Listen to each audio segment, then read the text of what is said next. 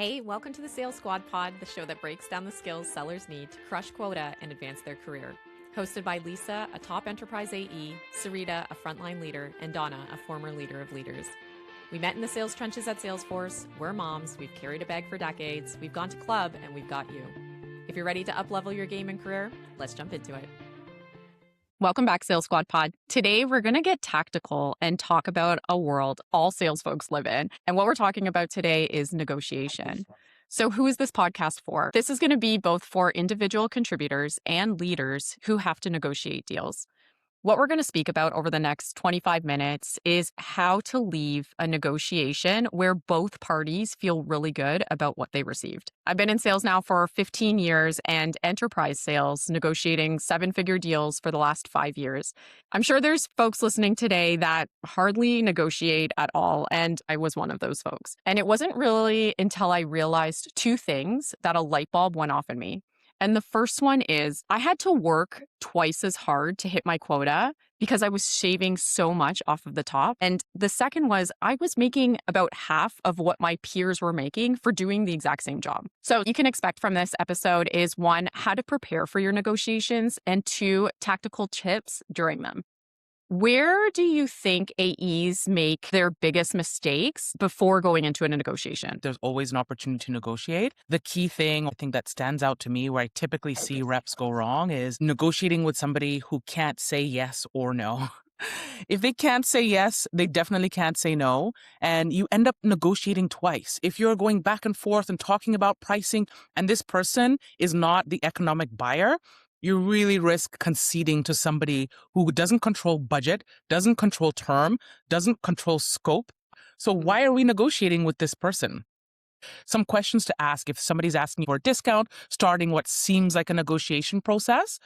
Who else needs to sign off on this? Very easy question to ask, but something that can unlock a lot of information. If we get aligned today, what happens next? And my favorite one to ask is there anyone who could override this? There's a few things that you touched on in there, Syreeta, that I think about when I prepare for a negotiation. And I think about it in 3 steps.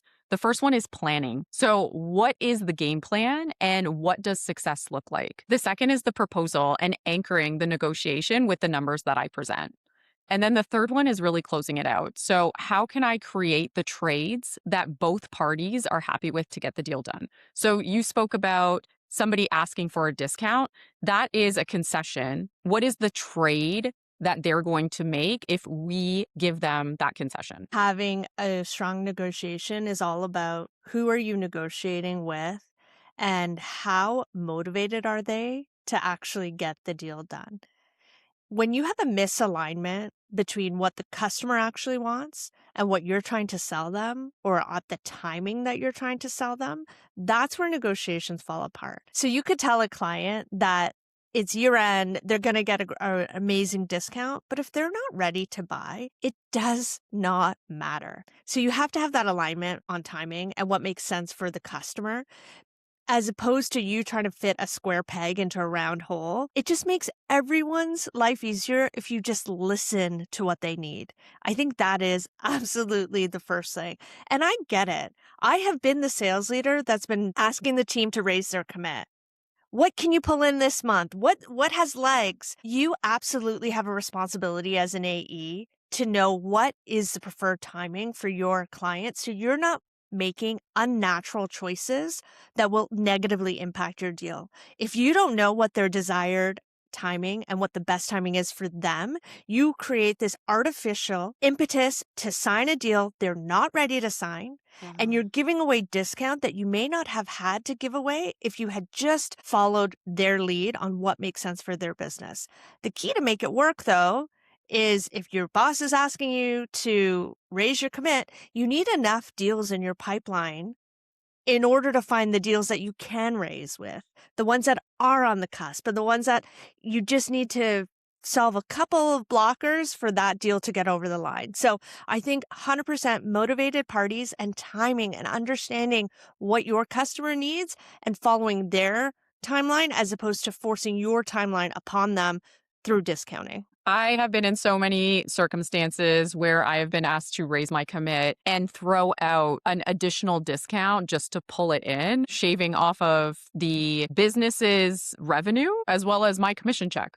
So it doesn't make sense to pull it forward for a check mark this month. Let me explain the why behind that, if I may. Firstly, AEs from a commission perspective will always make the highest percentage commission on every dollar that is brought in, right? So if you have a $10 million deal, the commission on that deal is going to be the highest for the AE, then the first line leader, then the second line leader. That means it means most to the AE when that deal closes.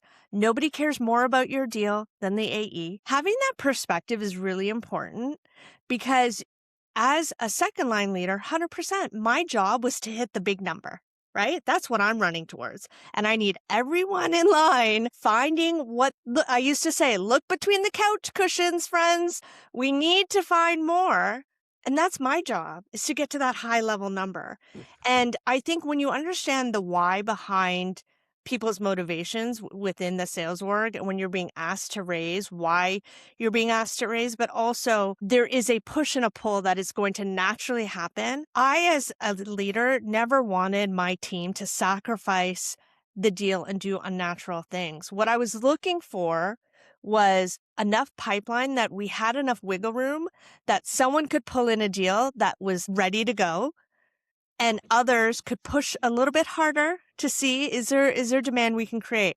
And that's that push and pull that I'm talking about, where you need to be able to clearly forecast your deals so that your leaders and leaders understand what's real. Something that you have all sort of touched on during the conversation is that mutual plan or mutual commitment. That's the overarching theme here. If there isn't a mutual understanding on when this opportunity is going to close, you could be negotiating for all you want. It's not going to mean anything. So I couldn't agree more with both of you. There is alignment that we need to touch on.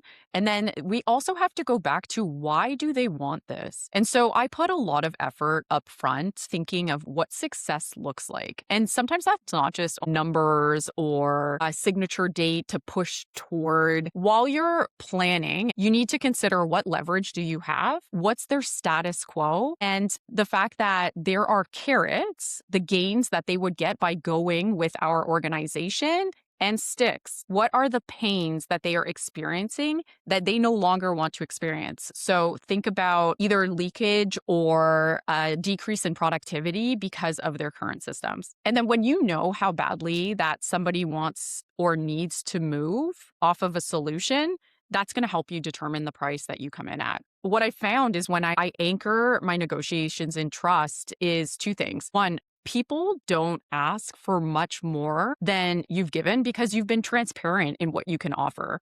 And then two, there's less cycles in the amount of back and forths that you have with that customer. And Syreeta, I'll pull it back to that first thing that you had said around somebody throws out a discount, like they're starting that negotiation process. You've kind of lost the control because they're just throwing something out and seeing what they can get. There's going to be more concessions down the road, and we haven't put the guardrails around what they can and cannot answer and the timelines around that. The reason why you're able to lean in on the trust component of your negotiation, Lisa, I believe is because you've outlined that negotiation is not actually a single event. You're beginning your negotiation from that first interaction with your prospective or existing customer. During every interaction, there is something that you are discussing that leans into the trust component, so that your customers really have an understanding of the impact of changing scope, changing dates, because you've had these types of conversations from early. What I love about what you said is 100%, you need to lean into the trust component as it pertains to negotiations. But remember that negotiations are not a single event, and it happens during the entire sales cycle as you're speaking with your customers. And if you're waiting all the way till that final negotiation call, then you've already sort of lost the leverage because you're going in blind. Lisa, you talked a lot about anchoring and trust, and I'd love to know, what are the strategies that you use to build trust? So this is probably going to be the most controversial part of the whole conversation, but it's really in my proposal. And there's 3 moves that I make that I believe helps to frame up the negotiation timeline. So this is kind of going against what you just spoke about, Syreeta, that negotiation happens throughout. I try to add some guardrails around it. The first is when I send out a price, I don't send just one price. I send a range. And this was suggested to me by my leader, and I was pretty against it at the very beginning because I thought that it was weird. Like, why are we sending this range? Like, what is the price? If I'm the customer, I want to know what that is. However, I have never received any pushback from a customer, and it gives me more padding to negotiate with. And so what that might look like is here's the bundle of products that you have asked for, and I would put a low end and a high end. And then this is where the trust component comes in. I tell them everything that I care about within the negotiation and what levers they have to negotiate with me in order to bring that price to the lower end or the higher end. And so what that might look like is, hey, these are the things that our organization really cares about as we move throughout this negotiation phase. The first one is executive alignment. So showing a level of commitment from both organizations before that deal is closed. And Donna, we spoke about this in another podcast where you don't want to shake the hand of somebody now that you're in a contractual relationship. You want to know them before that. The second one is the length of contracts. So we understand revenue recognition. We're probably both publicly traded companies in the enterprise space. This demonstrates a long-term partnership. The next one is the volume of licenses, the mixture of products that all salespeople put together for that bundle, those economies of scale, the timing of signature. So I want to anchor this signature by X date. If you can sign by that time, we can move closer to that lower amount.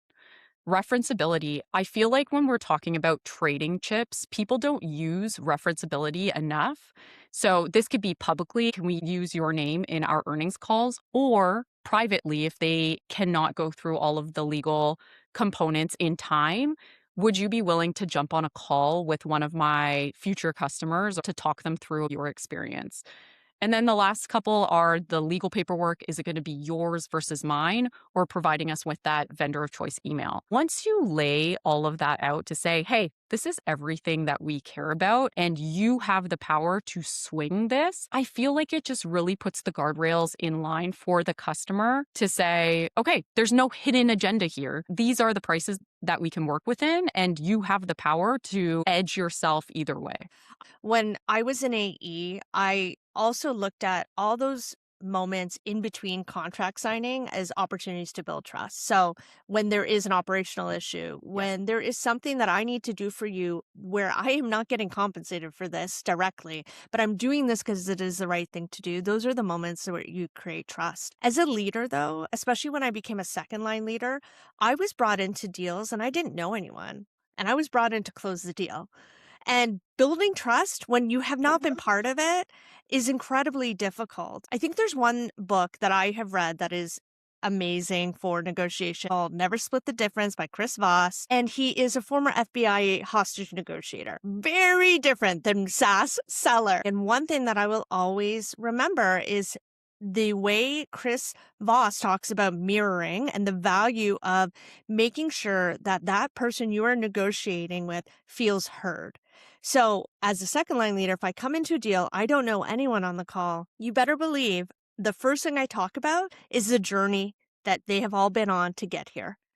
One of the key things that is very important for the deal, especially large enterprise deals, is when the AE tracks all of the different concessions and asks and proposals throughout that deal. So I know where we started was here, and look how far we've come. And the analogy I love with contract negotiation is thinking about a golf game. The first swing is the longest drive. That's the biggest cut that you're going to make. And over time, finally get to the putting green.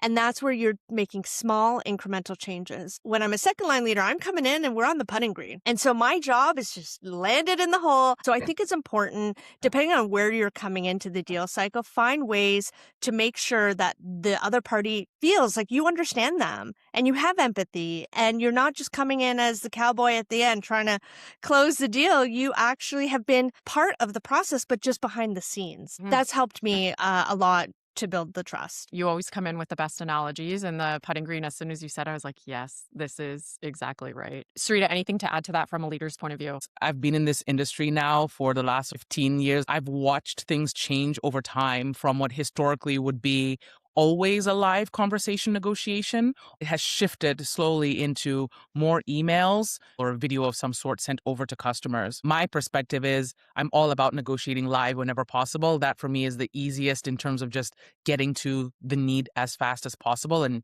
getting the deal done. But I'm curious, especially Lisa, you're live in it right now. How does your negotiations typically look? Are you doing this all over email? Are you doing this in person? Talk to me a little bit about what that looks like, because now I'm just curious. Yeah. A couple of years ago, I would say the exact same thing. We would get on the pricing call. My heart would be racing. I would go through the slides. This is what you're going to get when you move forward with us. These are all the things that we're going to do for you. This is all the time you're going to save. And here's the pricing. And people were just like, get to the point. Even if I just had 2 slides before, people were almost agitated. Like, get to it. We just want to see the numbers. And so 20 minutes into the call, we present the numbers and they were like, great, we need to take this offline and discuss internally. And now I'm in a chase situation. And so the way that I propose pricing calls now, and this might be super controversial, I'm excited to see the comments on this, is I send the Loom video in advance. I send a recorded video of me walking through the levers that they have. What do we care about? And here is the price, with a meeting that's already booked so that they have a chance to digest. And then when we get on that call, that's the negotiation call that we now have. We are in there live negotiating, but they've had a chance to just digest, take all of that information. A couple of weeks into the negotiation, I'm sure you will all agree to this. Somebody will come back and be like, what's this line item for? What is this charge for again? Can you remind me? I'm being questioned about this. Whereas if they have the video, it also goes to trust to say, I am so confident this is everything. And they can see what those line items are should you price by line items, so that they're not coming to you a couple weeks later. They can revert back to that video. So that's the way that I've been negotiating. And I love that now they've had a chance to digest. We get on the next call and now we're moving pieces. It's no longer a chase situation. It's we've come here to the table to remove the barriers that you folks have and the trading chips that we have in order to get less cycles in the negotiation phase. I would love to share the perspective coming in later in the deal cycle where I'm being asked to help close a deal. I think for me, in person is a must, because I am ultimately, when I get into that call or that meeting, rather, I am really trying to understand what is the objection behind the objection. So I can't figure that out on an email. And I love my AEs, but I don't trust the information from them. I want to hear it from the customer. And I want to understand when they say it's price, help me understand that. Is it timing? Is it the volume, budgeting cycles? Is it terms of, payment terms? There's so many different things. When someone just says it's price, there is so much that could be behind that. So I think figuring out the objection behind the objection. The other piece that's important to remember is we often hide behind approvals needed. And that, it could be deal desk. I got to check with my boss. I got to check with pricing. I got to check with finance. I got to check with ops. Whoever you're checking with. I had a customer once stop me in my tracks. I was a first line leader. I was negotiating a deal with him. I did the classic, let me just check with that. I don't know if that's what I can do. And he said to me, I'm sorry, do you have the power to make the decision? Because right now I'm feeling like used car salesman vibes. He stopped me in my tracks, and we've all bought a car where we sit with that person in front of us, and then he or she disappears for God knows how long, goes back to the back office, talks to someone, comes back 20 minutes later. It is the worst experience because you're like, who am I even talking to right now? After that experience, it really reframed how I thought about negotiation. I want to be empowered to say that, yes, you are talking to power. If you're power and you're able to make the decision, you're speaking to the right person. I, too, am able to represent my company and make decisions on what we can offer. And we are mutually powerful in that regard. And I think that's important for customers from a buying experience. Just as much as we want to be speaking to the economic buyer, they don't want to be negotiating with someone who's then going to have to take it back to their back office and figure it out. So I think understanding the power dynamic and positioning yourself when you come to the table that you are in a position to actually make what they need happen, that's an important element of the negotiation as well. I think that's so important, Donna. I really appreciate the viewpoint from that second line leader. And is there anything that you would urge your AEs or the people listening to think about? What are high value ticket items that the customer might care about that might be a low lift for us? You want to meet the customer where they are at. If you have no idea what's important for your customer, it's also very difficult to negotiate with them. So make sure that you understand what's important for them. And a couple of things that most reps don't think about positioning for a negotiation, things like the term length. Perhaps for them, an increase or decrease in term length might have a big impact, but don't just cut the price. A lot of times it's not actually to do with the number specifically. It could be about the term length, the scope, the payment timing, and the start date. These are simple things to do at your organization that you can shift to a net 30 or net 45 that would then make a big difference for your customer because they are no longer now paying in one budget cycle and move to another budget cycle. And I generally am negotiating with procurement. So business will say, hey, yes, you are a vendor of choice. They'll throw me to procurement to say they're the ones who are going to negotiate with you. A lot of folks will say they're going to beat you up over price. That's great. I welcome it. Let's have the discussion with procurement. But procurement does have KPIs as well. And I don't know that us as AEs are thinking about what makes them look good, not just for the business and the organization, but what makes a procurement person look good. Those payment terms, those are big ticket items. If they can save on implementation and not actually have to pay until the product is implemented, I get that request so often. And that one usually comes in, Donna, on the putting green, where they say, oh, you know what's happening is we really need to get implementation costs covered. And what I might say to that is, sure, we can absorb that cost over the time frame of a longer term. And in general, you'll start to find out that 3 years, we never go over 3-year term. I've quickly gotten a couple deals into 4-year terms because they would rather the cost savings over that term of the contract versus just that upfront implementation covered. But they can take back to their team, implementation was covered. We all have the best chances of negotiation when we have two motivated parties, when we are selling the customer something that they need. Instead of thinking about negotiations as me taking as much as I can from the customer, reframe that. We are actually giving them as much as we can in order to help them achieve the goals that they need in their business. They are coming to us because they need our product. They need our service. They need us to help them with a real business need that they have.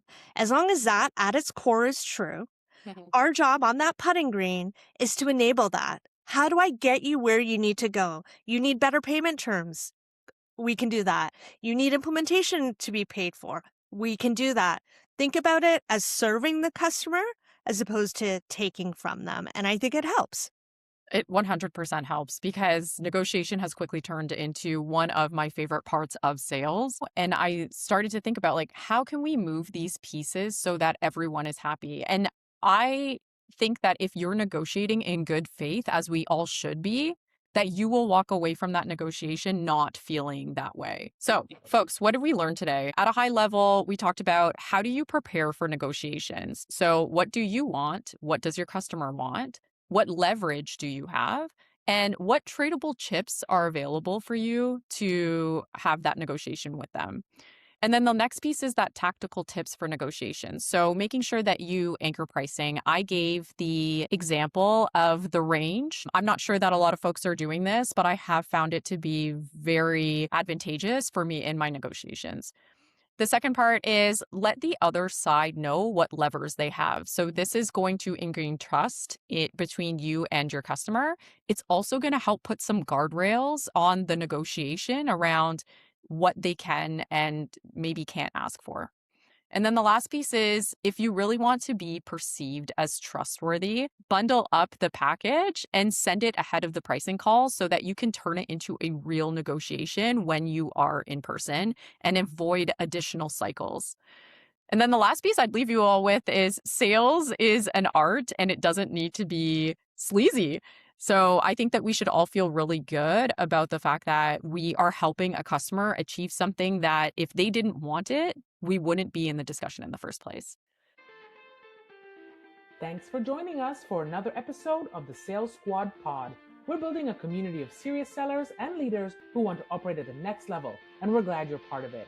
If you found value in today's conversation, we would love to hear from you. Send us questions you'd like us to tackle in future episodes, and whether you're listening on Apple or Spotify, be sure to hit like, follow, and subscribe so you don't miss an episode. You can also find us on Instagram and YouTube at Sales Squad Pod.